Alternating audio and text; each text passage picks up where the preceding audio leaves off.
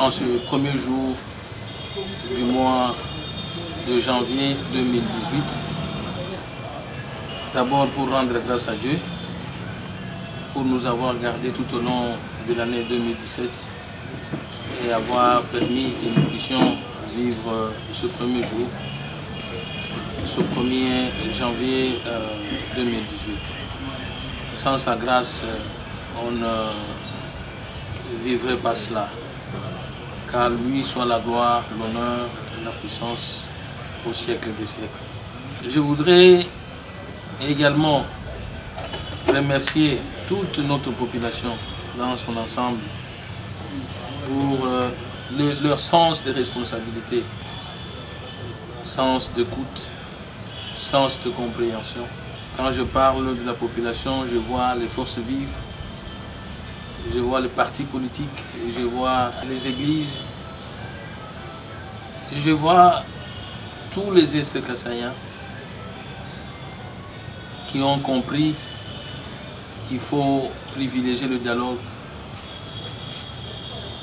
qu'il faut éviter les violences, qu'il faut éviter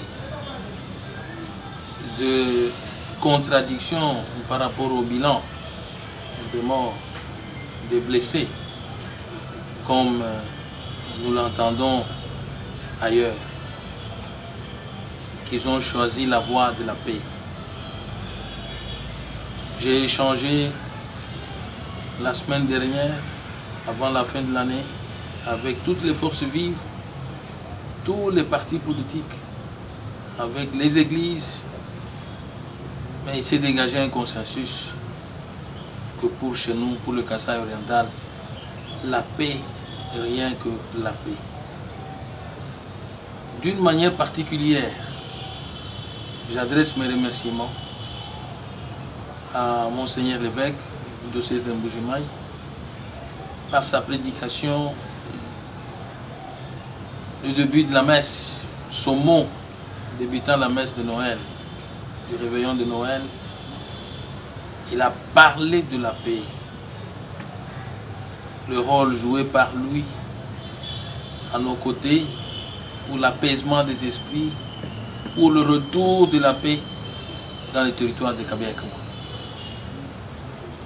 Il a placé l'année qui vient sous le signe de la paix. C'était un message important. Je voulais également remercier les laïcs de l'Église catholique du diocèse de Mbuji-Mayi pour avoir organisé leur manifestation dans leur enceinte et n'avoir pas permis que les intrus y participent, troublent l'ordre public. Loin d'être la peur, parce que l'Église a toujours manifesté publiquement. Mais ils ont compris que pour ce jour-là, les intrus voulaient les infiltrer pour perturber l'ordre public et par là perturber également la quiétude de notre population.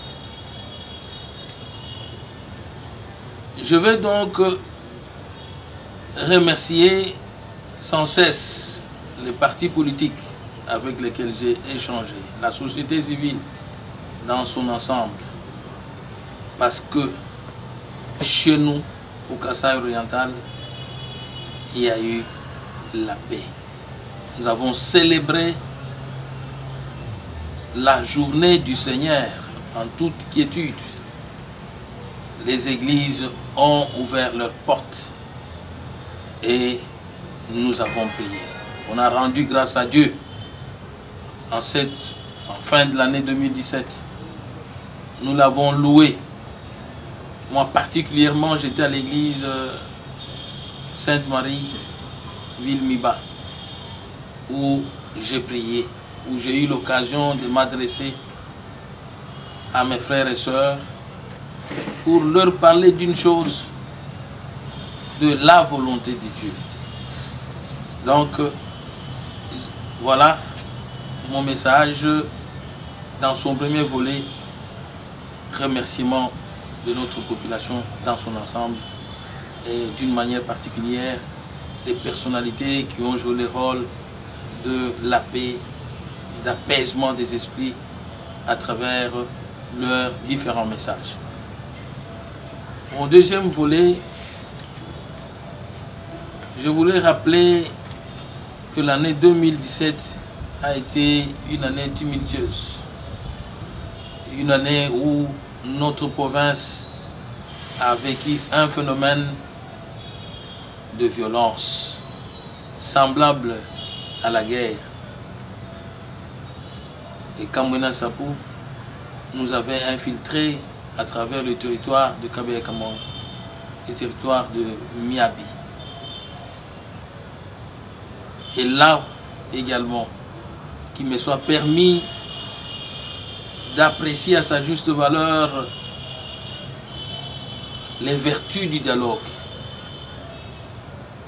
les vertus de la paix, parce que j'ai eu à échanger avec toutes les forces vives, les partis politiques, parce que chez nous, le mode par excellence de gestion de cette province reste le dialogue. Le dialogue est une vertu qui nous évite de compter les morts, qui nous évite de détruire le peu que nous avons. Là, j'avais fait recours aux forces vives pour ramener la paix dans les territoires de Kabeye-Kamon. Il y eut une messe historique, inoubliable, célébrée par Monseigneur l'évêque, messe après laquelle il y a eu la restauration de la paix dans les territoires de Kabeye-Kamon et une partie de Miabi. Tous ceux qui ont concouru à la restauration de cette paix chez nous, paix qui a permis que nous puissions aller à l'enregistrement des électeurs, la CENI puisse organiser l'enregistrement des électeurs, aux côtés des provinces apaisées. Nous avons été avec aux côtés des provinces où il n'y avait pas de violence, où il n'y avait pas de guerre, parce que notre population avait compris que dans la paix, il y a une vertu qui nous avance. Et voilà pourquoi, une fois de plus, à tous ceux-là qui ont fait que nous soyons en paix, que nous puissions gérer en toute responsabilité la crise de Kamwina Sapou, qu'ils en soient infiniment remerciés et que Dieu du ciel les bénisse richement. Je n'oublie pas nos forces de l'ordre et de défense qui ont travaillé d'arrache-pied pour la restauration rapide de la quiétude dans les chefs de notre population. Aujourd'hui, à Kabeye-Kamon, il y a la paix totale. Miabi, Tchilenyi, Katanda, Lupatapata et dans la ville de Mbujimaï, personne, et alors personne, ne peut accepter de le vivre ce que notre population de Miabi, de Kabeye-Kamon et de Tchilenyi avait vécu. Merci à notre population et coup de chapeau. Mes chers compatriotes, nous abordons l'année 2018 ce jour. Une année que je place sous les signes de l'autoprise en charge. L'année 2017, nous nous sommes battus. Pourtant, soit peu, au mieux de nos possibilités, essayer de rencontrer la volonté de notre population dans ces problèmes qu'elle vit tous les jours. Elle vit les difficultés, elle vit les peines tous les jours. Il n'y a pas beaucoup d'entreprises ici, pas de société qui engage, mais elle essaye de se prendre en charge.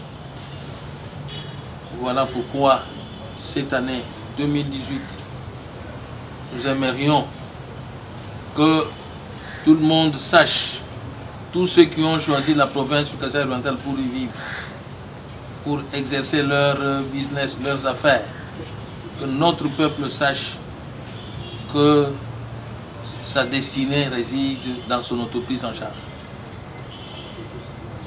Comme le feu président américain le disait toujours, qu'il faut que les Américains ne me posent pas la question, ne me demandez pas, c'est le président Kennedy, ne me demandez pas ce que l'Amérique doit faire pour vous, mais demandez-vous ce que vous faites pour l'Amérique. Voilà pourquoi je m'adresse à notre population. Que faites-vous pour votre Kasaï? Nous devons prendre notre destin en main, en notre détermination pour la modernisation de notre province. Cela réside dans notre volonté de nous acquitter de nos obligations sur les taxes, sur les impôts, d'une manière légale. Que tout le monde sache que si nous voulons des belles routes, comme Madame la pluie a tout décimé sur son passage, il a plu d'une manière particulière chez nous.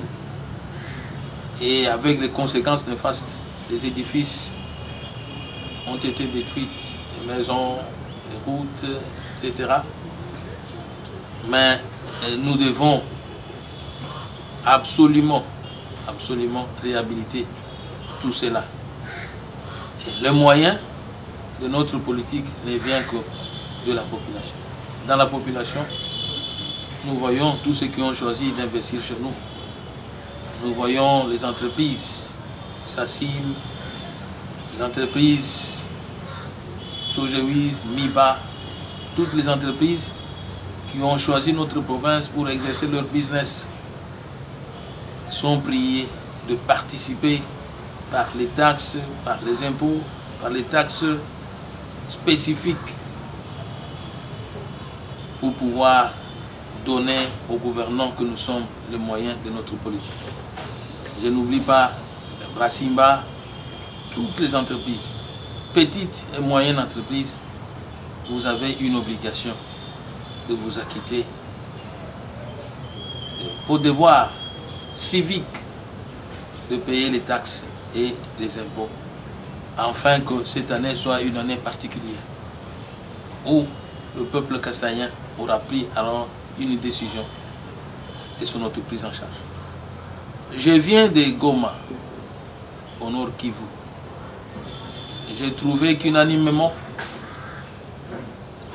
la FEC, la MONUSCO, ils ont décidé de mettre en place une taxe conventionnelle. Et les produits de cette taxe, ils l'affectent directement à la modernisation des routes. Il s'agit d'une taxe placée sur la vente du litre du carburant à la pompe. Ils n'ont mis que 100 francs. Et de cette taxe, tous les importateurs, y compris la MONUSCO, s'acquittent de cette taxe, payent cette taxe. Les 100 litres, les 100 francs par litre.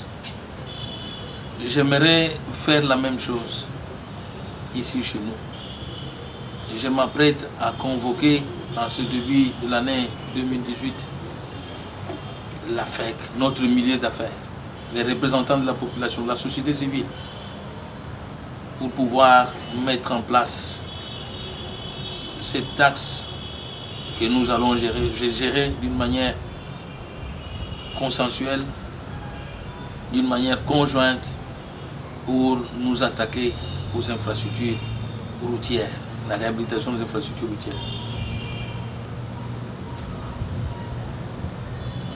Avant de poursuivre sur les projets de l'année 2018, je fais un pas en arrière pour parler des projets exécutés en 2017, où nous avons pris notre courage, nous avons réuni notre courage pour nous attaquer au ravin Mbalawachitor, vieux de près de 30 ans. Aujourd'hui, ce ravin est devenu une histoire parce que la traversée a été réhabilitée. même s'il faut consolider les travaux exécutés et relier maintenant Kalalawankata à Mbalawa-Chitolo par l'avenue Monseigneur Kongolo, que nous tenons coûte que coûte à réhabiliter. Parce que nous voulons revêtir notre ville de Mbuji-Mayi de sa plus belle robe. Nous n'oublierons pas la construction des écoles, des hôpitaux, surtout le panier de la ménagère, qui est affecté ces derniers temps par la hausse des prix des denrées de première nécessité comme le maïs et autres. J'invite donc notre population d'aller au champ, comme on l'avait fait en 2007, 2008, 2009, 2010. On a vécu les conséquences positives de l'agriculture. Voilà pourquoi je redemande à ma population de se remobiliser pour rentrer au champ. L'année 2018, c'est une année des élections, selon le calendrier publié par la CENI. Je demande à toutes les forces vives de se mobiliser. Tous les états-majors des partis politiques doivent savoir que les élections ne sont pas synonymes de la violence. Les élections, c'est l'expression démocratique de tout citoyen sur son choix. Son choix, le choix de celui qu'il voudra qu'il le dirige. Voilà pourquoi je demande à ce que nous puissions nous préparer pour y aller dans l'apaisement des esprits, dans la tolérance réciproque. Ceux qui aujourd'hui privilégient la violence, je crains, j'ai une crainte qui nous ramène au refus de la participation de notre population aux élections, comme ils l'ont fait en 2006, ce qui a préjudicié gravement notre province. Je prie que Dieu accorde le bon sens à nos politiciens, qu'ils daignent accepter de participer au processus électoral, au calendrier électoral, et d'aller aux élections en cette année 2018, selon le calendrier de la CENI, et que ces élections soient des élections apaisées. Parce qu'en 2006, où il y avait boycott, ceux qui n'ont pas participé aux élections ont créé toutes sortes de violences qui ont affecté le processus gravement. Nous avons perdu nos compatriotes ici à cause de la violence. En 2011, la même chose. La politique n'est pas l'immunité. La politique, c'est juste un jeu, un choix. Un choix d'un courant ou un autre. La politique peut être comparée au club de football. Vous choisissez votre club que vous voulez, vous le soutenez, mais vous ne restez pas ennemi. Je demande donc à notre population de cultiver la tolérance, la cohabitation pacifique dans notre diversité. Voilà le message que je lance à notre population, que je remercie vivement pour son sens d'écoute, son sens élevé de patriotisme, et que nous puissions évoluer tout au long de cette année 2018, la main dans la main, en nous faisant confiance, en privilégiant le dialogue et en tenant à notre autoprise en charge.